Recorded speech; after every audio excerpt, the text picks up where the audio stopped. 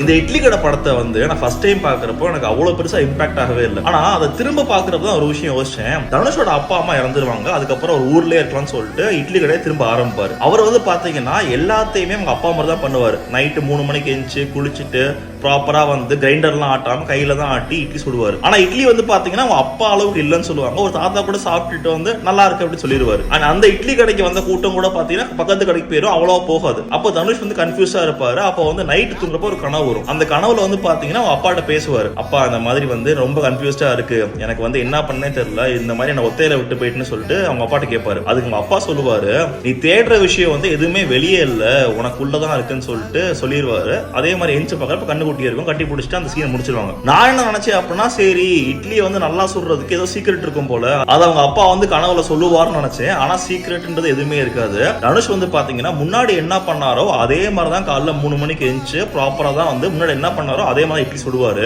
ஆனா இந்த வாட்டி அவங்க அப்பா பண்ணது மாதிரி இருக்கும். அப்போ ரெண்டாவது வாட்டி ஏன் ஒர்க் ஆச்சுன்னு கேட்டீங்க அப்படின்னா, ஒரு விஷயத்தை ஸ்பெஷல் ஆக்கணும் அப்படின்னா ஸ்பெஷலா ஒரு விஷயத்தை ஆட் பண்ணணும்ன்ற அவசியமே கிடையாது. அந்த விஷயமே ஸ்பெஷல் தான் அப்படிங்கறத நம்பினாலே போதும். அதுக்கு தேவையில்லாம ஒரு லிட்டில் புஷ் தான். அது பாத்தீங்கன்னா உங்கள மேல இருக்கிற பிலீஃபா இருக்கலாம், இல்ல கடவுள் மேல இருக்கிற பிலீஃபா இருக்கலாம், இல்ல யூனிவர்ஸ் மேல இருக்கிற பிலீஃபா இருக்கலாம். உங்களை கன்வின்ஸ் பண்ற மாதிரி உங்களால பிலீஃப் வைக்க முடிஞ்சு அப்படின்னா அதுதான் சீக்ரெட்டே.